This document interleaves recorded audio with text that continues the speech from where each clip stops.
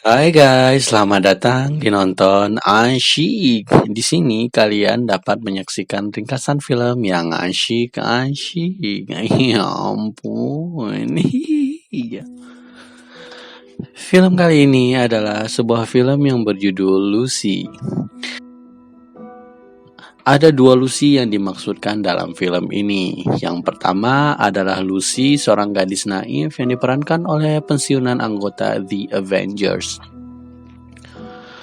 Gadis yang menjalani hidup sebagai penjajah kenikmatan sesaat kepada para pria hidbel alias hidung belang. Astaga. Lucy yang kedua merupakan seekor hewan primata yang dipercaya sebagai asal dari keberadaan manusia itu sendiri, yang merupakan suatu bentuk sejarah evolusi fisiologis dan intelijensi manusia. Film ini bercerita tentang kemampuan yang dimiliki oleh otak manusia jika manusia itu sendiri menggunakan semakin besar dari persentase otaknya. Dipercaya saat ini manusia hanya menggunakan 2% dari otaknya, dan itu pun hanya dimiliki oleh orang yang paling pintar sedunia, yaitu Einstein. Oke, tanpa berpanjang lebar, mari kita langsung saja saksikan ringkasannya. Hayo! Di awal cerita, kita melihat Lucy yang diperankan oleh Scarlett Johansson sedang berdebat alot dengan seorang pria di depan sebuah hotel. Pria itu adalah kekasihnya yang baru saja ia kenal. Perdebatan ini bukanlah perdebatan seputar KTP siapa yang akan dipakai saat check-in, atau siapa yang akan membayar untuk check-in kali ini. Bukan, ya ampun. Namun mereka berdebat soal siapa yang akan mengantarkan sebuah koper. Koper yang Lucy sendiri tidak tahu apa isinya.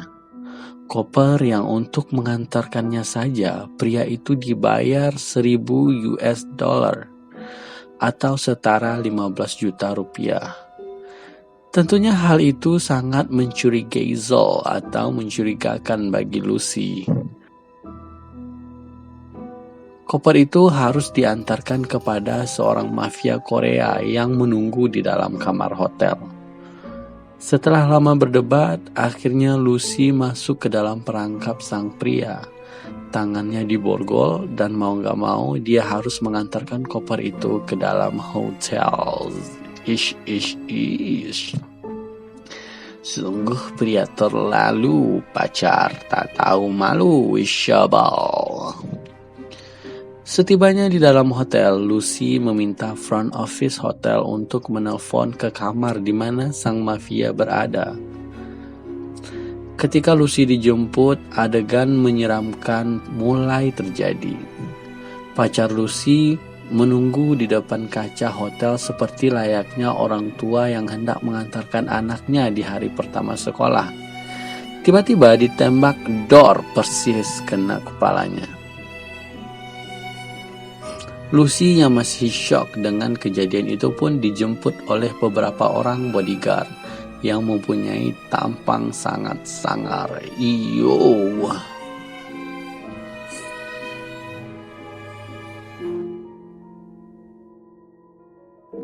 Sesampainya di dalam kamar, Lucy melihat ada beberapa mayat yang masih bergelimpangan darah dalam kamar yang semakin memicu adrenalin ketakutannya dan membuatnya semakin menggigil. Singkat cerita, Lucy dipaksa membuka koper itu setelah sang mafia memberikan kode kopernya. Di dalam koper itu terdapat 4 bungkus benda berupa serbuk biru. Mereka yang berada di dalam ruangan itu merasa lega, karena jujur saja awalnya mereka mengira di dalam koper itu adalah bom.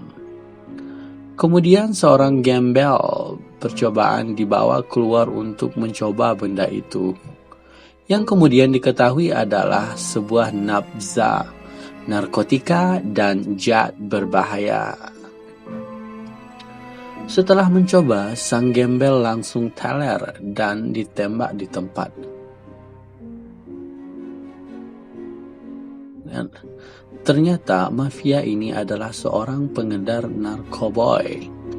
Diketahui narkoboy itu merupakan narkoboy jenis baru, sangat berbahaya dan akan dipasarkan ke Eropa. Setelah merasa pekerjaannya selesai, Lucy memohon untuk dilepaskan dan dibiarkan pulang. Namun, mafia ini mempunyai tawaran kepada Lucy untuk memberikannya pekerjaan. Ya, Lucy tentu saja menolak. Namun, ia dihajar hingga pingsan. Kejam deh. Setelah sadar, Lucy mendapati dirinya terbaring di atas kasur hotel dengan pakaian seadanya. Rasa sakit beserta perih muncul dari dalam perutnya.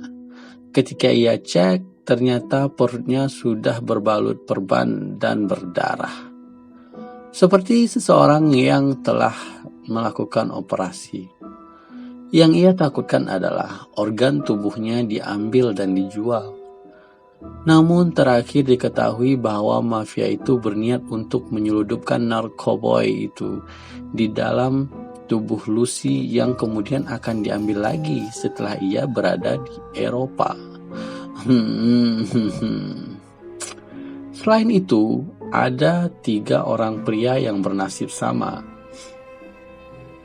Mereka diberikan paspor masing-masing dan diancam untuk menjaga rahasia karena kalau tidak, nyawa mereka dan keluarga mereka taruhannya. Makin syaram ya. Di adegan berikutnya, kita melihat Lucy ditahan di dalam sebuah ruangan sebelum diberangkatkan ke Eropa. Di sana ada 2 orang penjahat yang ditugaskan untuk menjaga Lucy. Karena memang pada dasarnya penjahat yang tidak bisa menjaga kelakuan dan pandangan, mereka tergoda ingin mencicipi kenikmatan dari Lucy. Namun Lucy yang tidak selera melihat penjahat bermuka monyet itu langsung menolak dan meronta. Hal ini membuat 2 orang penjahat itu tersinggung.